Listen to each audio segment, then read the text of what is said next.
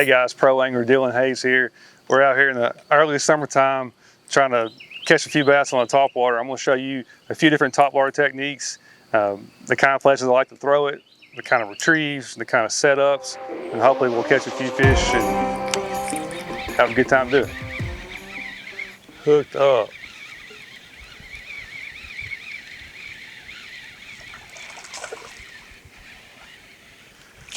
Showing off for you. Keeper, Lake Hamilton largemouth on the top water. We're out here early summer. I think it's Shadow trying to spawn on this point. Let me grab some pliers. There's a few fish trying to school on this point. So I picked up this little walking bait. It throws a long ways and is really, you can walk it fast and real tight. The shad color is bone with little translucent sides, and it's something I have a lot of confidence in, and it's a nice little Lake Hamilton bass. That's a good one. Come on in here. I thought it was better than that, but that ain't a bad one. Yeah. Getting better. Man, that joker ate it too. Another pretty solid fish. Out here, just throwing the top water early summertime. This year is really behind. I think shad are still trying to spawn a little bit, and it's a lot of fun catching them on top first thing in the morning. I throw my top water on a Falcon Expert 610 top water rod, 50-pound braid, and a high-speed reel. And it keeps a lot of the stretch out when you can throw a long cast and they bite it and you're not paying attention, or you have a little bit of wind or a lot of bit of wind. And when one bites it, you can quickly reel up your slack and get a good hook set and get the fish in the boat. Let's get another one. Oh, God. I better fish on another one.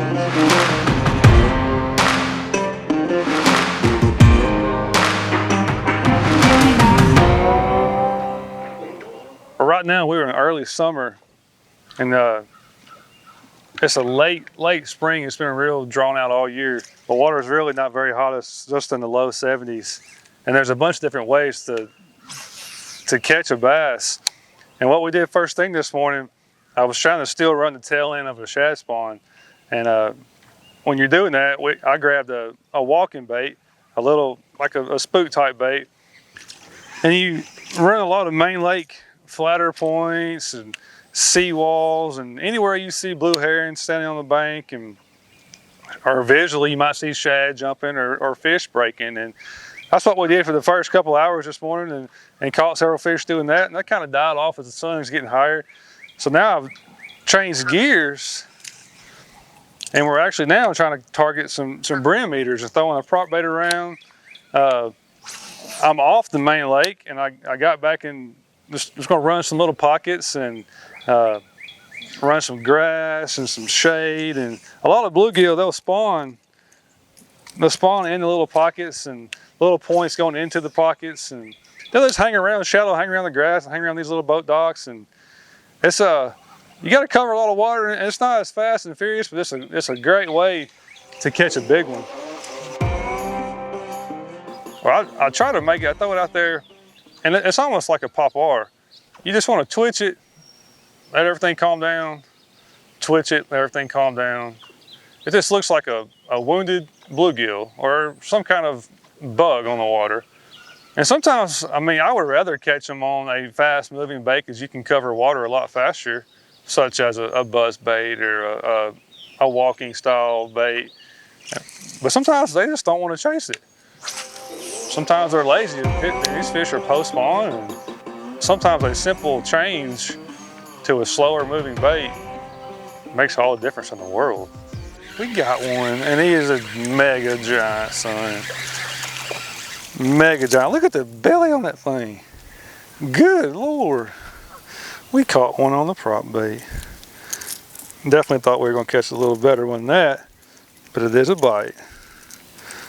Look at the belly on that thing. It looks like freaking Santa Claus. Look at that. What has he got in there?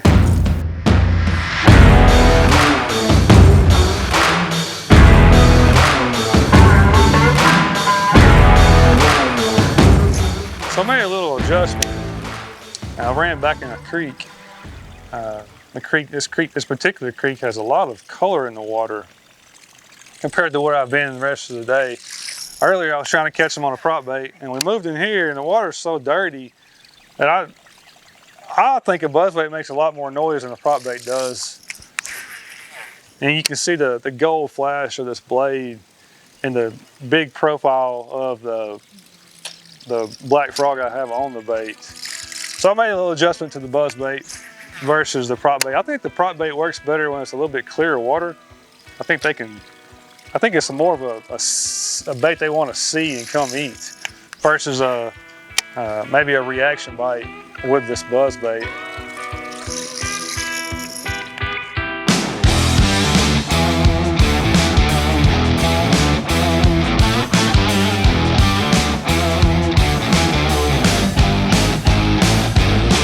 Big.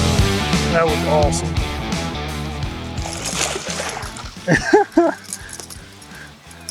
That's why you keep going. I told you I was gonna catch a good one before it was all over with. I slid it way underneath that dock. Again, why you throw a toad on a buzzbait? You can skip it. Look at all that stuff right there. He bit in the very, very back corner. I mean, the average person is not gonna throw right there. That's a 3-pounder. I mean, that's a nice fish. Awesome. That's cool. We're fixing to get another one. That's why you throw a buzzbait over a prop bait, because you can slide it underneath the dock. I can't slide the prop bait under the dock. He was way underneath there. And that just gets better as it gets sunny because it positions them under the dock in the shade. That was textbook. That was cool. That got me excited. And he blasted it.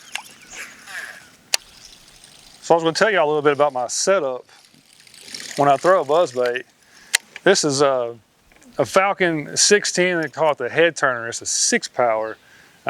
So it has a lot of backbone, but it also has quite a bit of tip. I actually throw frogs on it sometimes as well when I'm throwing it around just wood cover, or just docks and seawalls. I wouldn't necessarily throw it in like a grass flat. But this this rod has a lot of backbone, enough tip to be real accurate. And that's what I throw a buzzbait on. I'm also a guy that likes to throw a buzzbait on fluorocarbon. Mono works the same, but this is 20-pound fluorocarbon.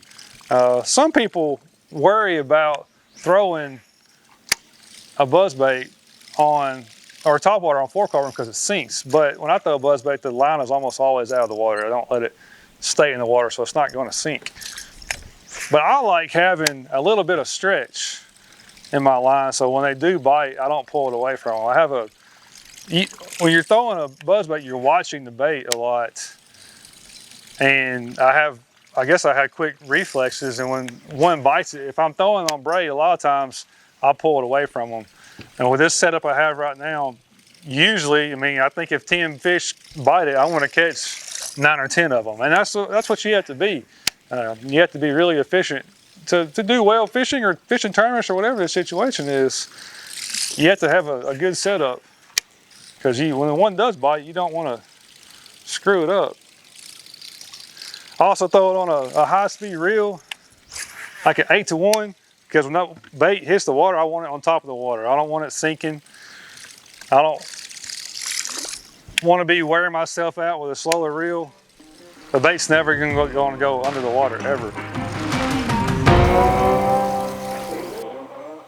Hey guys, I just kind of want to summarize what we did today.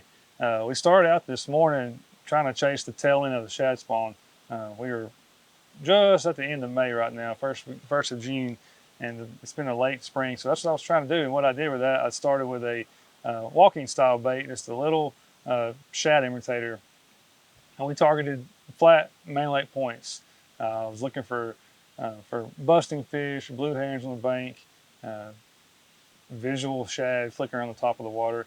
And we caught several fish doing that this morning.